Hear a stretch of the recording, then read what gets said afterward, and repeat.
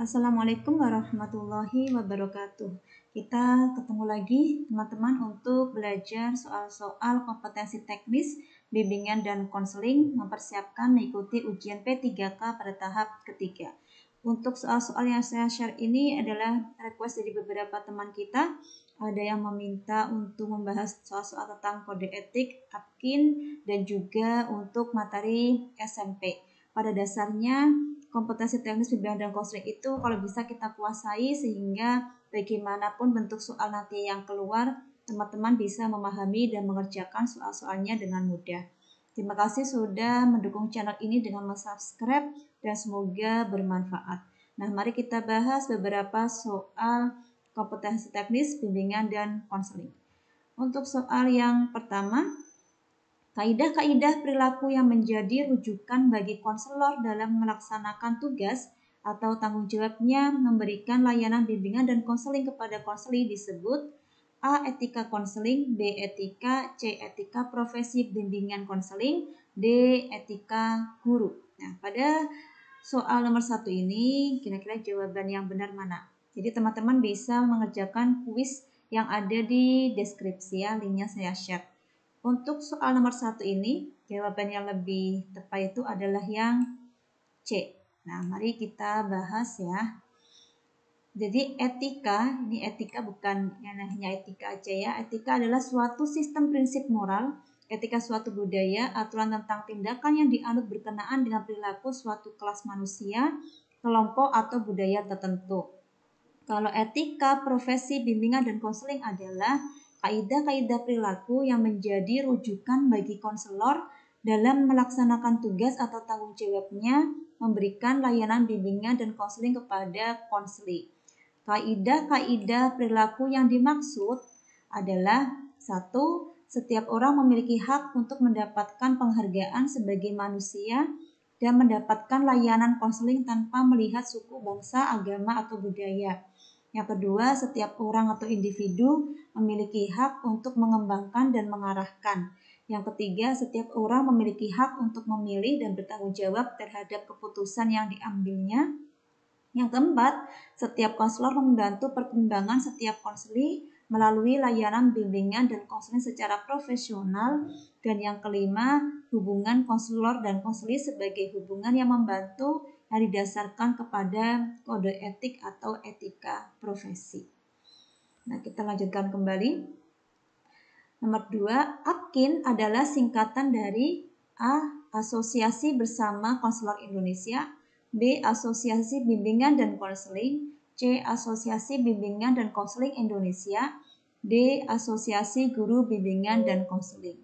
Soal ini terlihat sangat sepele dan mudah, tapi ketika teman-teman mengerjakannya pada saat posisi atau kondisi sudah capek ya, mungkin teman-teman akan bingung untuk menjawab atau bisa ngeblank. Nah, untuk soal nomor 2 ini sangat mudah sekali, teman-teman pasti sudah bisa, yaitu jawabannya adalah yang C. Jangan diremehkan untuk soal-soal yang mudah ya, karena barangkali nanti ketika teman-teman mengerjakan, teman-teman bisa ngeblank karena mungkin saat mengerjakannya sudah capek. Nah, untuk soal nomor 2 ini, APKIN itu adalah Asosiasi Bimbingan dan Konseling Indonesia. Adalah suatu organisasi profesi yang beranggotakan guru bimbingan dan konseling atau konselor dengan kualifikasi pendidikan akademik strata 1 dari program studi bimbingan dan konseling dan program pendidikan konselor atau PPK.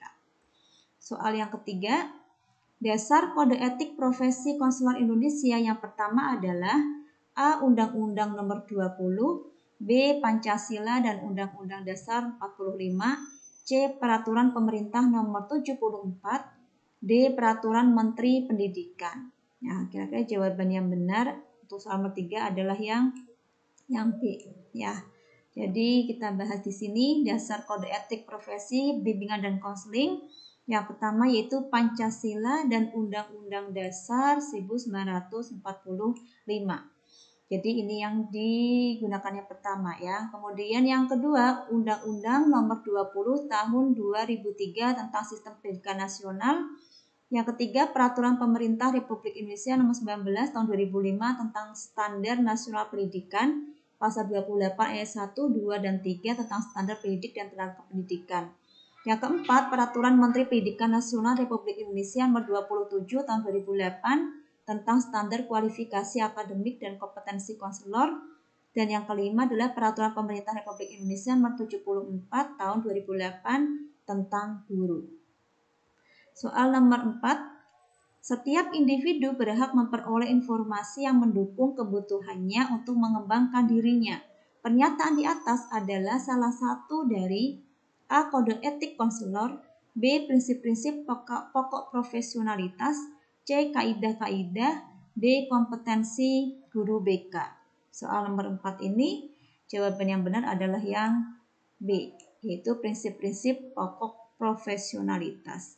Berdasarkan prinsip-prinsip pokok profesionalitas, yang pertama, setiap individu memiliki hak untuk dihargai, diperlakukan dengan hormat, dan mendapatkan kesempatan untuk memperoleh layanan bimbingan dan konseling. Konselor memberikan pendampingan bagi individu dari berbagai latar belakang kehidupan yang beragam dalam budaya, etnis, agama, dan keyakinan, usia, status sosial, dan ekonomi. Individu dengan kebutuhan khusus, individu yang mengalami kendala bahasa dan identitas gender. Yang kedua, setiap individu berhak memperoleh informasi yang mendukung kebutuhannya untuk mengembangkan dirinya. Yang ketiga, setiap individu mempunyai hak untuk memahami arti penting dari pilihan hidup dan bagaimana pilihan tersebut akan mempengaruhi masa depannya. Yang keempat, setiap individu memiliki hak untuk dijaga kerahasiaan pribadinya sesuai dengan aturan hukum, kebijakan, dan standar etika layanan. Kita lanjutkan kembali belajarnya.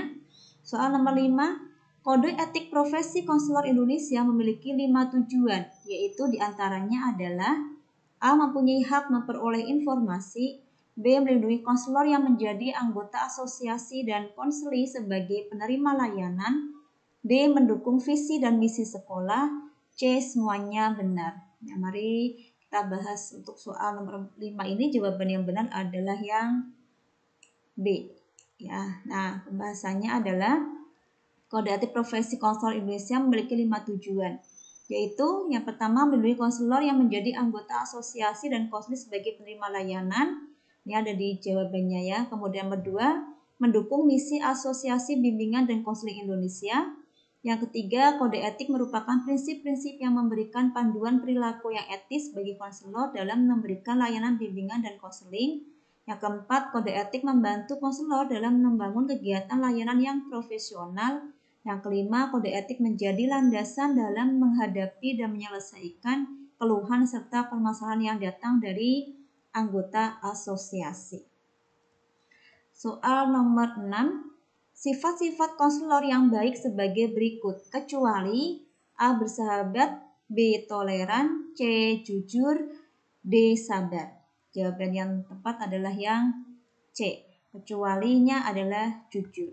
Nah, ini menurut Hamrin dan Paulson mengemukakan sifat-sifat konselor yang baik, yaitu memahami diri sendiri dan klien, kemudian simpatik, bersahabat, ini ada yang bersahabat, kemudian memiliki sense atau of humor, emosi stabil, toleran, masih ada toleran, kemudian bersih, tertib, sabar, ini ada sabar, kemudian objektif, ikhlas, bijaksana. Di sini yang tidak ada itu adalah jujur. Nah, kita lanjutkan ke soal nomor 7. Winda adalah siswi SMP yang masih butuh perhatian seorang ibu. Tapi belum lama ini ibunya meninggal. Winda mendatangi guru BK untuk curhat. Guru BK mengatakan, "Saya mengerti perasaan Winda saat ini. Memang setiap orang yang ditinggal pergi orang yang disayangi seperti Winda saat ini akan merasakan seperti itu." Keterampilan dasar konseling tersebut disebut A. Family Modeling, B. Factual Diction, C. Expository Technique, D. Film Model. Untuk soal nomor 7 ini, jawaban yang benar itu adalah yang A, yaitu Factual Diction. Nah, apa itu Factual Diction? Yaitu meyakinkan dengan fakta. Adalah keterampilan dasar konseling yang digunakan konselor untuk meyakinkan konseling dengan disertai fakta-fakta. Misalnya, kepada konseling yang sedang mengalami musibah, konselor dapat membantu meringankan beban konseling dengan memberikan dukungan faktual bahwa sesuatu yang dialami konseling saat ini juga dapat dialami dan dirasakan oleh orang lain. Soal nomor 8, Ketika di sekolah, Andi tidak sengaja menjatuhkan jajan temannya. Kemudian dia berlari ke kamar mandi dan terus mengalirkan keran untuk mencuci tangannya berulang kali. Yang dilakukan oleh Andi adalah mekanisme A. Undoing, B. Unbalancing, C. Unlearning. Untuk soal nomor 8 ini, jawaban yang benar adalah yang A. Undoing. Apa itu undoing? Undoing adalah menutupi, yaitu mekanisme tidak sadar berupa upaya seseorang untuk menghapus, menutupi atau mengatasi impuls-impuls yang tidak pantas atau perilaku buruk, misalnya secara berlebihan cuci tangan untuk lepas dari salah. Kemudian kalau unbalancing itu adalah ketidakseimbangan, yaitu suatu teknik terapi keluarga struktural untuk menukar hubungan hierarkis di antara para anggota sistem atau subsistem keluarga melalui dukungan salah satu anggota keluarga sehingga menciptakan keseimbangan hubungan antar anggota keluarga. Kalau unlearning yaitu belajar melupakan, yaitu proses belajar yang dirancang secara sengaja untuk melupakan pengalaman atau respon-respon yang tidak dikehendaki. Misalnya rasa takut dilakukan terutama melalui pengkondisian kembali atau reconditioning atas kejadian atau peristiwa pembangkit respon bersangkutan bersama-sama dengan prinsip relearning menjadi dasar semua strategi pengubahan perilaku. Soal nomor 9. Ana adalah anak dari keluarga yang kurang mampu. Ana masuk ke SMP favorit dan ternyata teman-temannya adalah anak orang kaya. Karena Ana ingin dihargai oleh teman-temannya, maka Ana seolah-olah memperlihatkan di depan teman-temannya kalau dia adalah anak orang kaya. Dalam menangani masalah Ana, teknik apa yang sebaiknya digunakan oleh konselor? A. Person Center, B. SFBC, C. Transaksional, D. Kognitif. Ini adalah soal tentang teknik ya. Jawaban yang tepat adalah yang A, yaitu Person Center. Dan Person Center itu adalah model pendekatan yang mengutamakan komunikasi dan berfokus pada klien.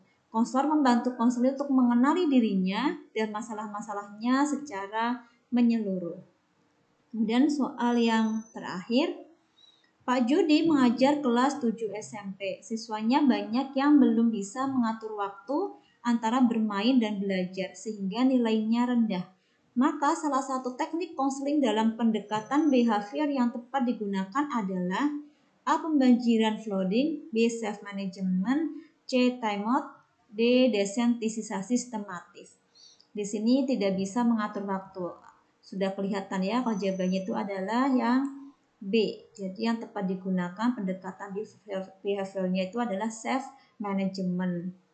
Nah, sekarang kita bahas untuk flooding atau pembanjiran, yaitu merupakan teknik penyembuhan fobia dengan tujuan utama menghilangkan rasa takut dengan cara menghadirkan secara langsung sumber ketakutan atau stimulus seperti objek, situasi, benda, dan lain-lain untuk periode waktu tertentu sampai si penderita menyadari bahwa ketakutannya tidak terjadi. Kemudian kalau timeout itu adalah sebuah metode untuk mendisiplinkan anak yang bisa dilakukan tanpa orang tua harus marah-marah. Timeout itu adalah memindahkan anak dari lingkungan di mana anak melakukan perilaku yang tidak baik. Timeout ini membosankan dan dapat digunakan untuk mengubah perilaku anak yang tidak baik. Kemudian untuk teknik desensitisasi sistematis itu adalah teknik konseling dalam pendekatan konseling perilaku yang didasarkan pada prinsip pengkondisian klasik. Ini dikembangkan oleh Wolff selama 1950-an. Teknik konseling ini bertujuan untuk menghilangkan respon ketakutan dari fobia dan menggantikan respon relaksasi dengan stimulus kondisional secara bertahap menggunakan pengkondisian balik.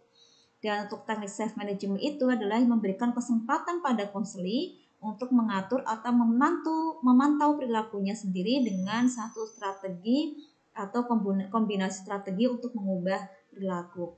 Nah, ini beberapa soal yang bisa saya sampaikan pada kesempatan kali ini. Insya Allah pada kesempatan lain akan saya berikan beberapa soal tentang teknik. Terima kasih teman-teman yang sudah setia mengikuti channel ini. Semoga bermanfaat. Mohon maaf kalau ada kesalahan dan kekurangan. Terima kasih. Wassalamualaikum warahmatullahi wabarakatuh.